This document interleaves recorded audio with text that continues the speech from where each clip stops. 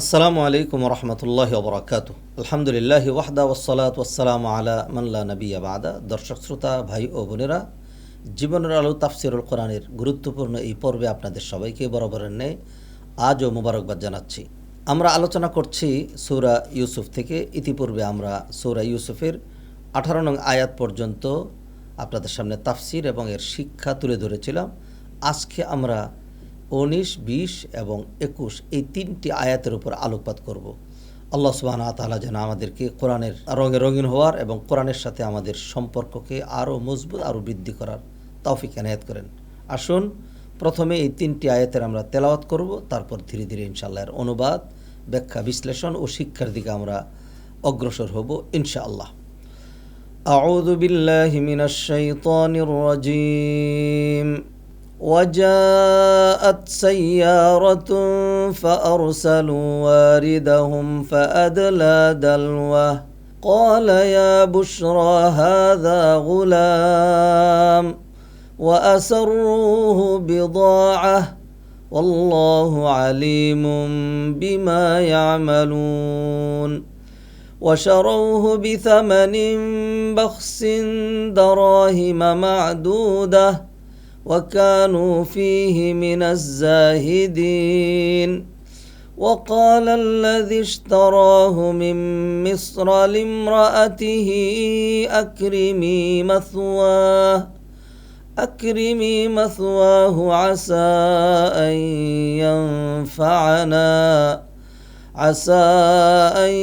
ينفعنا أو نتخذه ولدا وكذلك مكنا ليوسف في الأرض ولنعلمه من تأويل الأحاديث والله غالب على أمره ولكن أكثر الناس لا يعلمون। الحمد لله। সম্মানিত ভাই বোনেরা, আমরা সূরা ইউসুফের 19, 20 এবং 21 নং আয়াতের তেলাওয়াত শুনলাম। প্রথমেই 19 নং আয়াতের শব্দ বিশ্লেষণ ও অর্থের দিকে আমরা মনোনিবেশ করছি। আল্লাহ সুবহানাহু ওয়া তাআলা বলেন ওয়াজাআত সাইয়ারাতুন, আর আসলো সাইয়ারাতুন, একটি সাইয়ারা। মানে এখানে সাইয়ারা আরবিতে সাইয়ারাতুন মানে হলো আধুনিক অর্থে সাইয়ারাতুন মানে হলো গাড়ি, প্রাইভেট কারকে সাইয়ারা বলা হয়। আর এখানে যে সাইয়ারা, এটা সারা ইয়াসিরু থেকে এসছে, ভ্রমণ করা। যারা ভ্রমণকারী এক কাফেলা, এক বণিক দল। ফারসালু ওয়ারিদাহুম ফাদলা দালওয়া, তখন তারা প্রেরণ করলো তাদের পানি উত্তোলনকারীকে। ফাদলা দালওয়া, আর তখন সে তার বালতি নামালো। ক্বালা ইয়া বুশরা হাযা গুলাম, আর তখন সে বলল যে হায় কি সুসংবাদ, কি চমৎকার। হাযা গুলাম, এটা একটা যুবক অথবা কিশোর, কি চমৎকার এই বাচ্চা। ও আসাররুহু বিদাআ, আর তারা লুকিয়ে রাখলো বিদাআ, তাদের এই সদাই অথবা তাদের যে সামগ্রী যেটি তারা পেয়েছে, এই বাচ্চাকে তারা লুকিয়ে রাখলো। আল্লাহু আলিমুম বিমা ইয়ামালুন, তবে আল্লাহ সুবহানাহু ওয়া তাআলা খুব ভালো করেই জানেন তারা যা করছিল। এটি হলো এই আয়াতের অর্থ। ইউসুফ আলাইহিস সালাতুস সালামকে যখন তার ভাইয়েরা কুয়ায় ফেলে দিয়ে চলে গেল, তখন মানে ইউসুফ আলাইহিস সালাম কুয়ায় তো ছিলেন, নির্জন কুয়া। এটা জনমানব বিচ্ছিন্ন পরিত্যক্ত এক এলাকার কুয়ার মধ্যে, এমন নয় যে যেখান থেকে মানুষ সচরাচর পানি উত্তোলন করে এমন কুয়ায় তাকে ফেলা হয়েছিল। এমন কুয়ায় তাকে ফেলা হয়নি, এমন জায়গায় ফেলা হয়েছে যেখানে সচরাচর মানুষের আনাগোনা নেই, যেহেতু কুয়ার গভীরে মানুষ নেই। আর আমাদের দেশের মতো তো এত মানুষ কোথাওই নেই। আর আজ থেকে এত হাজার হাজার বছর আগে তখন তো এত মানুষ ছিলও না। তো ইউসুফ আলাইহিস সালাম সেখানে কান্নাকাটি করলেন, ইউসুফ আলাইহিস সালাম কষ্টে থাকলেন, আল্লাহর উপর ভরসা করলেন। ওভারঅল যেহেতু নবীর ঘরের নবী, সেই জন্য তার তাওয়াক্কুলটা আল্লাহর উপরে সেরকম ছিল। এবং আল্লাহ সুবহানাহু ওয়া তাআলা তাকে যে বিপদ দিয়েছেন, এই বিপদটা তো আল্লাহ সুবহানাহু ওয়া তাআলা যাকে তাকে দেন না। আল্লাহ যাদেরকে পছন্দ করেন তাদেরকে বিপদ দেন। অতএব এমন নয় যে আমি আপনি বিপদে যেরকম একদম ভেঙে পড়ে একদম শেষ হয়ে যাই, ইউসুফ আলাইহিস সালাম হয়তো এমনই হয়ে গিয়েছিলেন, এমন নয়। আল্লাহ সুবহানাহু ওয়া তাআলার তো কিছু প্ল্যান আছে। তো এইখানে কোনো সাইয়ারা অথবা বণিক দল এদিকে আসার কথা নয়। আগেই বলেছি এটা জনমানব বিচ্ছিন্ন একটা এলাকা। আল্লাহ সুবহানাহু একটা কাফেলা এটা শাম থেকে মিশর দিকে যাচ্ছিল। শাম মানে আপনি ধরুন বর্তমান যেটি আপনি ফিলিস্তিন এলাকা দেখতে পাচ্ছেন, এটার আশেপাশের ফিলিস্তিন, জর্ডান, সিরিয়া এবং আশেপাশের যে এলাকা, এবং এইখানে উড়ে এসে জুড়ে বসা যে লাঞ্ছিত অভিশপ্ত যে ইসরায়েল, মানে মূলত যেটা ফিলিস্তিনের ভূখণ্ড, এই পুরো এলাকাটাকে প্রাচীন একক নামে শাম হিসাবে আখ্যা দেওয়া হতো। তো এইখান থেকে একটা বাণিজ্যিক কাফেলা তারা যাচ্ছিল মিশরে। তো ধরুন কীরকম দূরত্ব, ধরুন চট্টগ্রাম থেকে পঞ্চগড় যেরকম দূরত্ব, এই ধরনের মানুষ আগেও তো তাদের প্রয়োজনে উটে, গাধায় অথবা হেঁটে মানুষ এক দেশ থেকে আরেক দেশে যেত, অথবা মানুষ বাণিজ্যে যেত নিজেদের বানানো মানে কাঠের নৌকা দিয়ে, শিপ দিয়ে এক দেশ থেকে আরেক দেশে কোনো রকম ইঞ্জিন ছাড়া পাল তুলে এক দেশ থেকে আরেক দেশে মানুষ চলে যেত। তো একটা কাফেলা যাচ্ছিল, এটা কিন্তু যাত্রা পথ নয়। আল্লাহ সুবহানাহু ওয়া তাআলা তো উপরে আছেন, তিনি এই কাফেলাকে পথ ভুলিয়ে দিলেন। তো তারা হাঁটতে হাঁটতে এদিকে চলে আসলো। যখন তারা টায়ার্ড হয়ে গেল, তখন তারা বললো যে আল্লাহ, পানি নাই, এখন কোথায়, কি করব আমরা? মনে তো হচ্ছে আমরা ভালো পথে আসিনি, আমরা অন্য পথে এসেছি। তখন একজনকে পাঠানো হলো যে খুঁজে একটা কুয়া বের করো। তখন খুঁজতে খুঁজতে খুঁজতে খুঁজতে এই নির্জন জায়গায় একটা কুয়া আবিষ্কার করলো। আবিষ্কার করে যখন ওই লোক তার বালতি ফেলেছে, তখন ইউসুফ আলাইহিস সালাম তো ওই কুয়ার এক কিনারে একটা জায়গায় উঠে বসেছিলেন, উঠতে পারতেছিলেন না, উপরে অনেক গভীর। যখন এই রশি ফালানো হলো, তখন ইউসুফ আলাইহিস সালামের রশিটা সজোরে ধরলেন। তো ওই লোক যখন উপরে উঠাইল, ওঠানোর পরে দেখতে পাচ্ছেন দিব্য এক কিশোর, অথবা যৌবনে পদার্পণ করতে যাবে, এখনও করেনি, এমন একটি বাচ্চা। দেখেই আল্লাহ সুবহানাহু ওয়া তাআলা ইউসুফ আলাইহিস সালামকে এমন রূপ লাবণ্যতা দিয়েছিলেন, পৃথিবীর কোনো পুরুষকে আল্লাহ সুবহানাহু ওয়া তাআলা বাহ্যিক এত রূপ দেননি, যেই রূপ আল্লাহ সুবহানাহু ওয়া তাআলা ইউসুফ আলাইহিস সালামকে দিয়েছিলেন। দেখেই ওই বাণিজ্যিক কাফেলা, ইয়া বুশরা হাদা গোলাম, ইয়া বুশরা, কি চমৎকার, কি সুন্দর বাচ্চা, হাদা গোলাম, এ বাচ্চা কতই না সুন্দর, এই বাচ্চা এখানে কোথা থেকে আসলো। অন্যান্য কথাগুলো এখানে হয়েছে, কিন্তু কোরআনের নিয়ম অনুযায়ী আল্লাহ সুবহানাহু ওয়া তাআলা বিষয়গুলোকে সংক্ষিপ্ত করে নিয়ে এসছেন, বাকি কথাগুলো এখানে নিয়ে আসা হয়নি। ওয়াসারুহু বিদআ, আর তারা ইউসুফ আলাইহিস সালামকে পেয়ে এটা তারা খুব খুশি, এটা তারা লুকায় রাখলো যে না, সবাইকে দেখানো যাবে না, সবাইকে বলা যাবে না, এটা আমরা মানে আমাদের জন্য রেখে দিব। অন্যরা জিজ্ঞেস করলে বলবো যে আমরা যেখান থেকে পানি উঠাতে গিয়েছিলাম সেখানকার লোকজন আমাদেরকে দিয়ে দিয়েছে, এটা মিশরে নিয়ে যাওয়ার জন্য, অথবা মিশরে নিয়ে কাউকে দিয়ে দেওয়ার জন্য, সেই জন্য আমরা নিয়ে এসেছি, এরকম একটি ভাব। তারা যে কুয়া থেকে উঠিয়ে নিয়ে এসছে এবং এটা যে তাদের, এটা বলেনি। ওয়াসাররুহু বিদআ, এর অন্য ব্যাখ্যাও রয়েছে, সেটি আমরা করবো ইনশাল্লাহ। আল্লাহু আলিমুম বিমা ইয়ামালুন, তবে তারা যা করছিল এটা কিন্তু আল্লাহ সুবহানাহু ওয়া তাআলা ভালোই জানেন। দর্শক শ্রোতা ভাই বোনেরা, ওয়াসাররুহু বিদআ, এই আয়াতের এই অংশটুকুর বিভিন্ন রকম ব্যাখ্যা করা হয়েছে। এক নাম্বার মুফাসসিরিনে কেরাম অন্তত 3টি ব্যাখ্যা তুলে ধরেছেন এখানে। প্রথম যে ব্যাখ্যাটি, সেটি হলো যে যেই লোক মানে তাকে মানে রশির মাধ্যমে উপরে উঠিয়েছিল, মুফাসসিরিনে কেরাম তার নামও উল্লেখ করেছেন। কেউ কেউ বলেছেন তার নাম ছিল মালিক ইবনু যুর। মালিক ইবনু যুর অরিজিনাল আরব একজন মালিক ইবনু যুর, সে তাকে উঠিয়ে নিয়ে এসছে। তার সাথে অন্যান্য যারা ছিল তারা তাকে লুকাইল, অর্থাৎ প্রকাশ করলো না, মানুষ যেন জেনে না ফেলে, যাতে আবার জানলে আবার কোন সমস্যা হয়, যেন তারা লুকায় রাখলো বিষয়টা। অথবা কেউ এসে দাবি করতে পারে যে আমাদের বাচ্চা, এত সুন্দর বাচ্চা তোমরা কোথায় নিয়ে যাচ্ছ, কোথা থেকে তোমরা পেলে, যাতে ঝামেলায় না পড়ে সেই জন্য তারা এটাকে লুকায় রাখলো। টার্গেট হলো যদি মিশরে নিয়ে তারা বিক্রি করতে পারে তাহলে অনেক পয়সা তারা পাবে, এটা একটি। 2 নম্বর যে ব্যাখ্যাটি করা হয়েছে, তারা যেটি লুকিয়েছিল ইউসুফ আলাইহিস সালামকে লুকায়নি, বরং তারা যেটি লুকিয়েছিল সেটি হলো তারা যে ইউসুফ আলাইহিস সালামকে কুয়া থেকে পেয়েছে, কুয়া থেকে উদ্ধার করেছে, এই বিষয়টা তারা লুকানোর চেষ্টা করেছে। 3 নম্বর যেই ব্যাখ্যাটা মুফাসসিরিনে কেরাম করেছেন, ইউসুফ আলাইহিস সালামকে যেই কুয়ায় ফেলে দেওয়া হয়েছিল, এরপরে ইয়াকুব আলাইহিস সালামের ছেলেরা,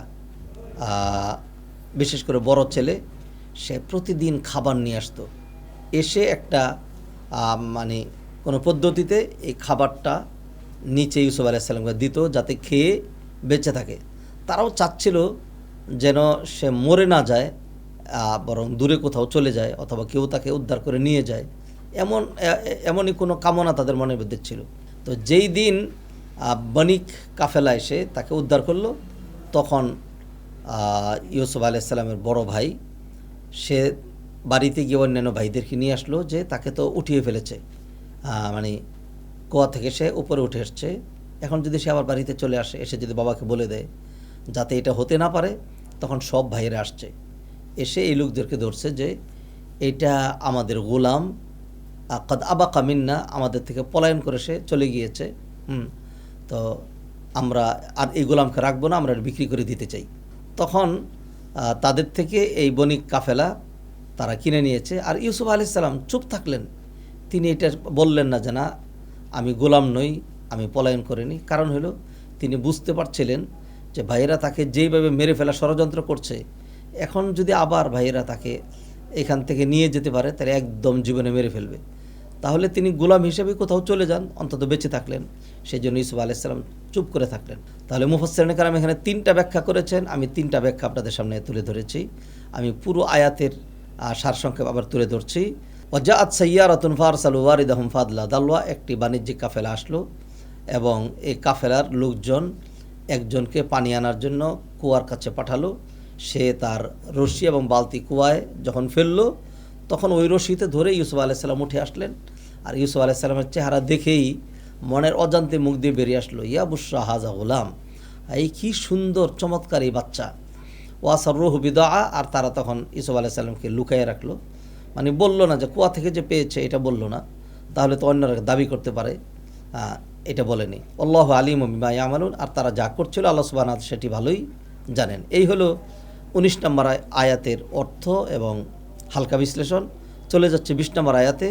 ওয়াশারাউহু বিথামানিম বাখসিন দারাহিমা মাদুদা, ওয়াশারাউহু, আর তারা তাকে বিক্রয় করে দিল, বিথামানিম বাখসিন, তুচ্ছ মূল্যে, দারাহিমা মাদুদা, অল্প কয়েক দেরহামে, ওয়াকানু ফীহি মিনাজ জাহিদিন, আর তারা ছিল এই অল্প যে মূল্যটা, এই ক্ষেত্রে তারা ছিল একদম জাহেদ।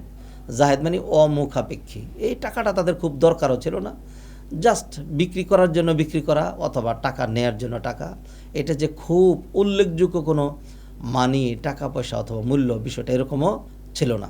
তাহলে আমরা এখানে দেখলাম এতে যারা বিক্রি করেছে দুটো মত রয়েছে, একটা হলো ইউসুফ আলাইহিস সালামের ভাইয়েরা বিক্রি করে দিয়েছে, ওই কাফেলার কাছে যারা নাকি বণিক কাফেলা যারা নাকি কুয়া থেকে উঠিয়েছিল তাদের কাছে এই কথা বলে, যেটি আমাদের পলায়ন করা গোলাম, অথবা আমরা রাখবো না, তাকে বিক্রি করে দিতে চাই।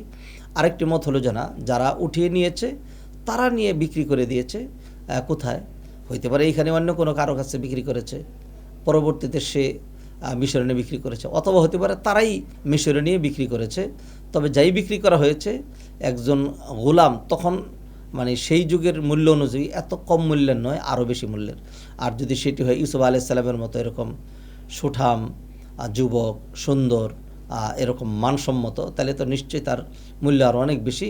সেই মূল্যের পরোয়া না করে অল্প মূল্যেই বিক্রি করা হয়েছে। আর এমন মূল্য কানু ফীহি মিনাজ জাহিদিন, যেই মূল্যটা প্রতি তাদের খুব বেশি আগ্রহ, অথবা এই টাকায় অনেক কিছু হয়ে যায়, বিষয়টা এরকম ছিল না। ওয়াকাল আল্লাযী ইশতারাহু মিন মিসরা, মিশর থেকে যে তাকে ক্রয় করেছিল, আজিজে মিসর, মিশরের বাদশাহ অথবা বাদশার যে প্রতিনিধি, সে তাকে কিনেছিল। ওয়াকাল আল্লাযী ইশতারাহু মিন মিসরা, কত দিয়ে কিনেছিল? এখানে মুফাসসিরিন উল্লেখ করেছেন যে 20 দিনার দিয়ে। 20 দেরহাম অনেক কম, আর 20 দিনার কিন্তু 20 দিনার অনেক দাম। যাই হোক, একটু মূল্য দিয়ে কিনেছে। তিনি তার স্ত্রীকে বললেন, লিমরাআতিহি, সে তার স্ত্রীকে বলল, আকরিমি মাসওয়াহু, তুমি তাকে সম্মানজনক থাকার ব্যবস্থা করো। কী জন্যে, কী কারণে? আসা আইয়ান ফানা, হতে পারে এই ছেলে আমাদের কোনো উপকারে আসতে পারে। আউ নাত্তাখিদাহু ওয়ালাদা, অথবা আমরা তাকে সন্তান হিসাবে গ্রহণ করব। আজিজে মিসর নিঃসন্তান ছিল, তার কোনো সন্তান ছিল না। তো সেই জন্য তিনি ভাবলেন যে আমাদের যেহেতু সন্তান নাই, আর এটা এত সুন্দর, এটা রাজকুমার বললে কেউ ফেলে দিবে না, বরং রাজকুমারই এত সুন্দর পাবে কোথায়? অতএব এই ছেলেকে যদি আমরা আমাদের সন্তান বানাই অথবা আমাদের পুষ্যপুত্র হয়, এটা আমাদের জন্যই ভালো। তো সেই জন্য তার স্ত্রীকে বললেন যে একে গোলামের মতো আচরণ করবা না, সন্তানের সাথে যেরকম আচরণ করা হয় তার সাথে সেরকম আচরণ করে তাকে সম্মানজনক থাকার, খাওয়ার সব কিছু ব্যবস্থা করবে। এই সন্তান অথবা এই ছেলেটা আমাদের ভবিষ্যতে অনেক কাজে আসতে পারে, অথবা আমরা তাকে এমনও করতে পারি যে আমাদের যেহেতু সন্তান নাই, আমরা তাকে সন্তান হিসেবে গ্রহণ করলাম। পরবর্তীতে আমরা আমাদের ক্ষমতার স্থলাভিষিক্ত সে হবে, এমনটি কিন্তু মুফাসসিরিন কারণ বলেছেন যে তখনকার বাদশা সে মনে মনে এই চিন্তাটা করেছিল যে আমার ক্ষমতার স্থলাভিষিক্ত মানসম্মত যদি কাউকে করা যায় তাহলে এটি হবে সেই ছেলে। সেই জন্য তাকে 20 দিনার দিয়ে কিনে নিলেন এবং সম্মানজনক থাকার ব্যবস্থা করলেন। ওয়াকাযালিকা মাক্কান্না লিইউসুফা ফিল আরদ, আল্লাহ সুবহানাহু ওয়া তাআলা বলছেন আর এইভাবেই আমি ইউসুফের জন্য তার স্থানকে মজবুত করে দিলাম। অর্থাৎ সে কোথায় ছিল? কুয়ায় ফেলে দেওয়া এক বাচ্চা, তারপরে সেখান থেকে বিক্রি করে দেওয়া এক গোলাম, আর এখন রাজপ্রাসাদে তার সুন্দর থাকার ব্যবস্থা হয়ে গিয়েছে এবং রাজা পরিকল্পনা করছেন তার সন্তান হবে, রাজা ভাবছেন ভবিষ্যৎ ক্ষমতার অধিকারী হবেন। তা আল্লাহ বললেন এই যে বিষয়টা হয়েছে এটা এমনি হয়নি, কাযালিকা মাক্কান্না লিইউসুফ, এইভাবে আমি ইউসুফের জন্য তার আসন সুনিশ্চিত করলাম। ওয়ালিনুআল্লিমাহু মিন তা'ওয়িলিল আহাদিস, আর এই জন্য যে আমি চেয়েছিলাম যে এইভাবেই আমি তাকে শিক্ষা দিব স্বপ্নের ব্যাখ্যা। আল্লাহ সুবহানাহু ওয়া তাআলা এমন নির্ভুল ব্যাখ্যা ইউসুফ আলাইহিস সালামকে শিক্ষা দিয়েছিলেন। স্বপ্নের কথা যা তিনি যেমন যেটি বাস্তব সেটি তিনি ব্যাখ্যা করতেন এবং সেটি ঘটত। আল্লাহ সুবহানাহু ওয়া তাআলা ইউসুফ আলাইহিস সালামের মান মর্যাদা বৃদ্ধি করলেন, আবার ইউসুফ আলাইহিস সালামের জ্ঞানও বৃদ্ধি করলেন, সম্মানও বাড়িয়ে দিলেন, জ্ঞানও বাড়িয়ে দিলেন, স্বপ্নের ব্যাখ্যা আল্লাহ সুবহানাহু ওয়া তাআলা শিখাইলেন। আল্লাহ সুবহানাহু ওয়া তাআলা বলছেন আল্লাহু গালিবুন আলা আমরিহি ওয়ালাকিন্না আকসারান নাসি লা ইয়ালামুন, আর এটি বাস্তব কথা যে আল্লাহই পরাক্রমশালী, প্রবল, তিনি তার সিদ্ধান্তে তার বিষয়ে আল্লাহই বিজয়ী, যদিও অধিকাংশ মানুষ তা জানে না। কি বলতে চেয়েছেন আল্লাহ সুবহানাহু ওয়া তাআলা এখানে? আল্লাহ সুবহানাহু ওয়া তাআলা বলছেন ইউসুফ আলাইহিস সালামের ভাইরা মনে করেছিল যে তাকে কুয়ায় ফেলে দিয়েছে, বাস মরে যাবে।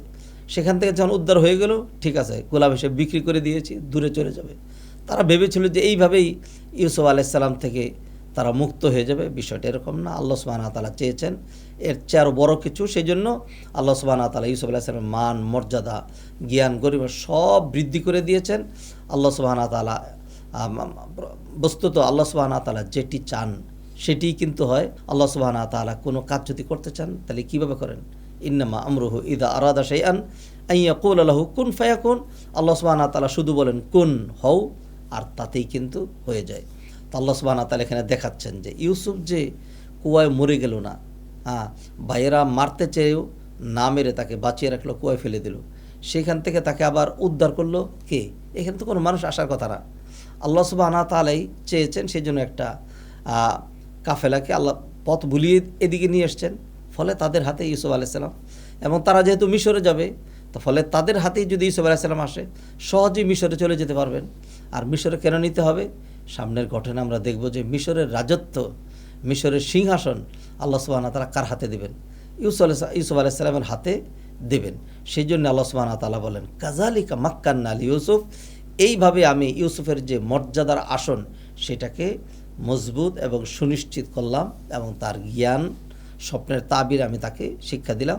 আর আল্লাহ সুবহানাহু ওয়া তাআলা যা চান তাই হয়। মানুষ যা চায় সেটা হয় না, কিন্তু মানুষ জানে না, মানুষ বুঝে না। তারা মনে করে আমরা যে ষড়যন্ত্র করে পার পেয়ে যাব, অথবা ষড়যন্ত্র করে আমরা সাকসেস হয়ে যাব। ষড়যন্ত্রকারী কখনো সাকসেস হয় না।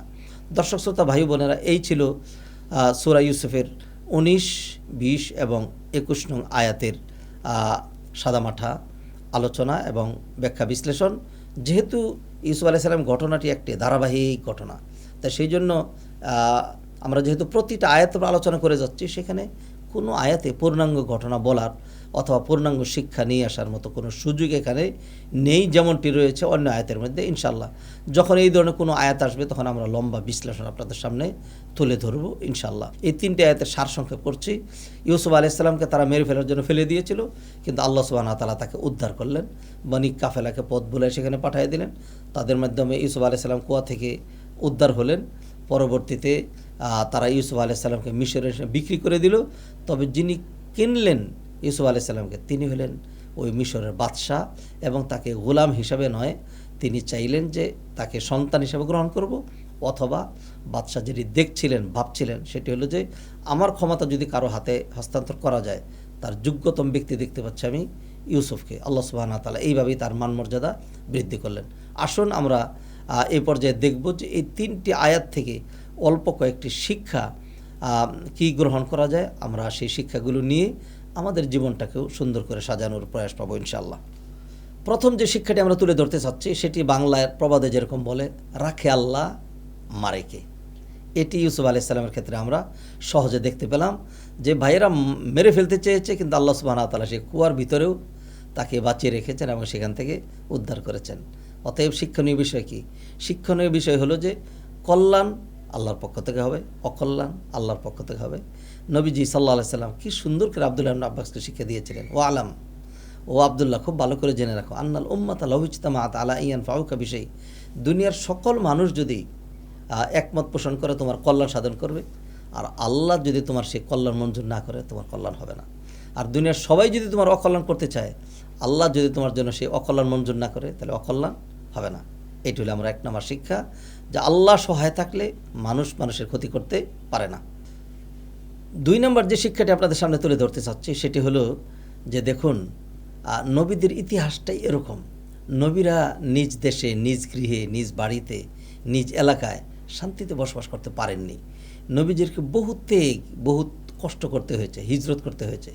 নবী মুহাম্মদ রাসূলুল্লাহ সাল্লাল্লাহু আলাইহি সাল্লামের বসবাস কোথায় ছিল? কাবার পাশে, পৃথিবীর সবচেয়ে সম্মানজনক স্থান।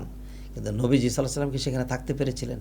না, তাকে হিজরত করতে হয়েছিল। ইব্রাহিম আলাইহিস সালাম, তার জন্ম ছিল বাবেলে, ইরাকের বাবেলে, কিন্তু তিনি সেখানে থাকতে পারেননি, তাকে হিজরত করে চলে আসতে হয়েছে সেই ফিলিস্তিন এলাকায়। তো ইউসুফ আলাইহিস সালাম, যেহেতু আল্লাহ তাকে উল্লেখযোগ্য মর্যাদা দান করবেন, তো বাড়িতে বসে বসে হবে না। তো সেই জন্য যারা নাকি নিজ গৃহে বসে থাকে তাদের কিন্তু তেমন উত্থান হয় না। উত্থানের জন্য আপনাকে বেরোতে হবে, উত্থানের জন্য বাড়িঘর ছাড়তে হবে, কষ্ট করতে হবে। আমাদের দেখেন না অনেকেই যারা বিদেশে পাড়ি জমায়, সেখান থেকে কামাই রোজগার করে একটা ভালো একটা অবস্থান হয়। যারা ঘরেই গ্রামেই বসে থাকে, আপনি দেখুন তো যারা গ্রামে বসে আছে তারা কি খুব কিছু করতে পেরেছে? না। দেখবেন তারাও গ্রাম ছেড়ে ঢাকায় এসেছে, কষ্ট করেছে, এরপরে শিল্পপতি হয়েছে, একসময় বাদাম বিক্রি করেছে, বুট বিক্রি করেছে, তারপরে পুঁজিপতি হয়েছে, শিল্পপতি হয়েছে। তো সেই জন্য ঘরে বসে থেকে হবে না, মানুষকে হিজরত করতে হয় আল্লাহ সুবহানাহু ওয়া তাআলা। সেই জন্য ইউসুফ আলাইহিস সালামের ভাগ্য এই হিজরত রেখেছিলেন, যেই কারণে বাবা, খালা, ভাই বেরাদর দেশ ছেড়ে যে কোনো সিচুয়েশনের কারণেই হোক তাকে হিজরত করতে হয়েছে। তিনি বাইতুল মুকাদ্দাস ছেড়ে মিশরে হিজরত করতে বাধ্য হয়েছিলেন। এটা হলো 2 নম্বর শিক্ষা।